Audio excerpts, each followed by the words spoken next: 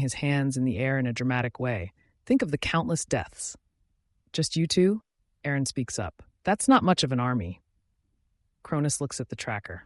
I am shocked you still work for her, Aaron. Of course, if you're willing, you'll always have a spot when I take over. And if we want to settle it here, Hades threatens. You can try.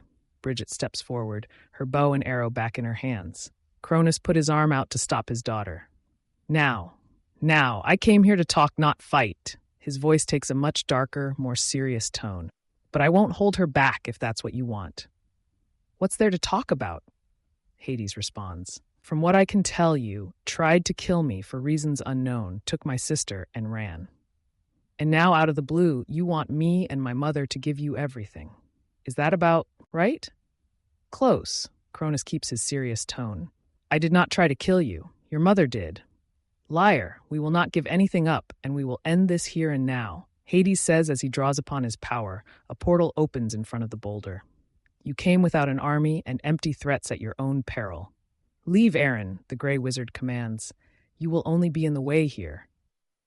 Loyal to a fault, Aaron knows the wizard speaks the truth. He turns his horse around and gallops away, and along the way, he takes the other real horse as well. The rest had already dismounted, as magic and tech worked better on your own 2 feet. From the deep, dark portal Hades opens, large claws grab the edges, enormous leathery wings appear, and a large horned head emerges with fiery red eyes. There was a genuine surprise on Cronus's face. He mutters a single name. Astaroth! As the demon turns to Cronus, it shoots out its palm-open face, and a stream of flame springs forth. Cronus pulls his scythe out, spinning it quickly. It blocks the flame from him and Bridget. Bridget has a wicked smile on her face.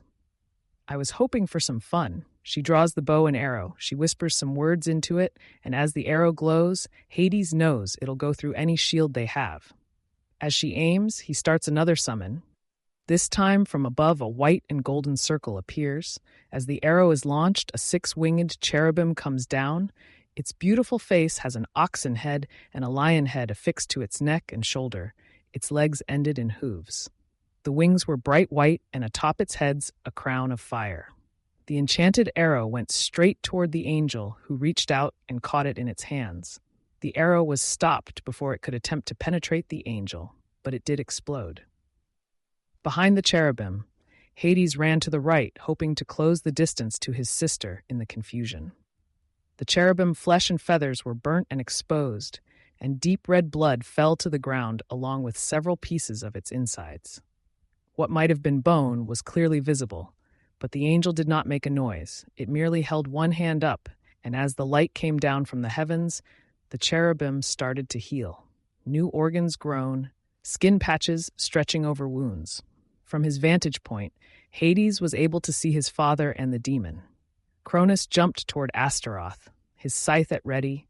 The demon looked down at the human and laughed as it lunged forward with a swipe of its claw. Cronus blocked the attack, the force pushing him back a few meters, the buildup of dirt almost making him stumble. Cronus whispered something into a vial he pulled from his jacket and threw it at the demon. The demon caught the vial and it exploded in his hands as frost and snow puffed out and grew. Astaroth's claw was frozen in a block of ice, and the ice started making its way down the demon's arm. The demon tried to dislodge the ice, but it kept growing. Cronus took the distraction as a chance to attack with his scythe, coming straight down with an overhead slash on the demon. The demon stepped back, blocked, stepped back, blocked with his ice-inflicted arm, the scythe burying its head deep. Astaroth put his good hand behind his bad ice-blocked arm and let loose a powerful beam of energy. It cut off its own arm, stopping the spread of ice, and stuck the human. The demon watched as the Cronus flew several meters backward, a large chunk of Cronus's side missing and burnt. Looking over its own wound, it decided it would rather recoup. The summon was strong, but not strong enough to keep Astaroth around after that ordeal, and it sunk into the ground. Hades was happy the demon stayed as long as it did. He was tough to summon. He saw Cronus's body laying in the grass. He was still breathing, but very still. Hades made his way toward his sister, who he saw jump to the backside of the boulder. After he made his way there, hoping to catch her unaware, he jumped behind it but he saw nothing within the shadow of the boulder. The angel had lost track of her too. It floated near the boulder going in circles, each of its animal heads frantically looking around, while its stoic, beautiful human head stared straight forward as if bored. Hades touched the ground and swirled his finger. As he did this, he spoke some words and infused a magic program into the dust, which started to swirl on its own, lifting into the air. More and more dust and dirt lifted into the air, and a tiny dust tornado appeared. And as it reached a certain size, he put his hand out and made a fist. The angel's quick speed surprised even Hades as it intercepted another arrow. The arrow had two parts to it, and as it caught the shaft, the arrowhead came off and embedded itself into the cherubim's neck, where it promptly exploded, this time taking off the head completely. Bits and pieces of its wings fell to the ground, along with fur, human skin, and lots of blood. The heavenly golden circle opened overhead, and the angel's body was lifted up into it. Hades quickly unclenched and opened his fist. The dust particles shot out everywhere, in every direction, in a large area where it would hold still in the air. Each one had a simple command to vibrate if it touched something like him.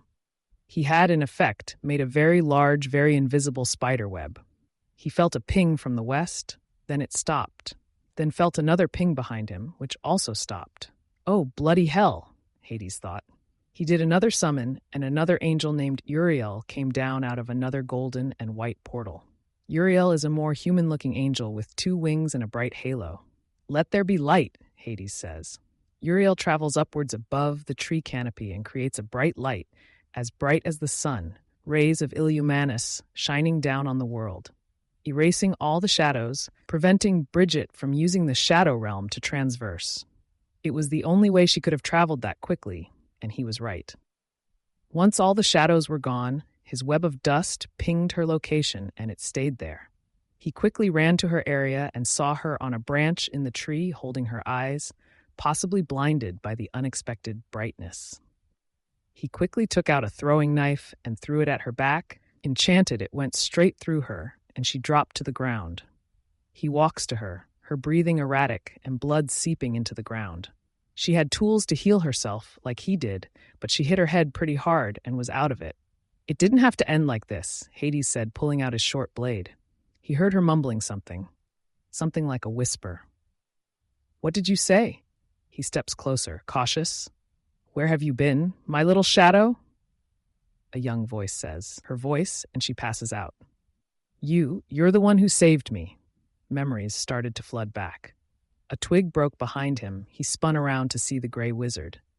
He wasn't curious why he didn't help. Gray wizards do what they do, but Hades had hoped he would step in if he was starting to lose. She did save you. I know this because her magic had to go deep to save you. She was young and couldn't control it that well, but it left a piece of her within you. His black eyes and white pupils look at Bridget on the ground. Of all the houses I've seen, you two had the closest relationship I've ever seen. But she tried to kill me, Hades says. You started it. The gray wizard looks sad and tired. But yes, she did try to kill you. Her father affects her the way your mother affects you. But what will you do now, young prince? Hades looked at Bridget, the voice he heard when he was young and in so much pain. The voice that brought him back from death and helped him keep his sanity. I don't know. Hades looks to the gray wizard who is already walking away. What should I do? Look past yourself, the gray wizard says as he continues on his way. Hades looks at his sister on the ground and sees her vulnerable, her blood no longer gushing out. He could end it now, but at what cost? Would he get the answers he needs if she dies now? And he remembers. They used to hold hands. She was older and she would read to him. They used to dance in the falling snow, and they hid from their parents' temper together. They would sneak food from the kitchen late at night. He feels a tear as a piece of himself that was missing is now found, and he reaches down to help heal her. Shh, little shadow, you're going to be okay, a young voice says.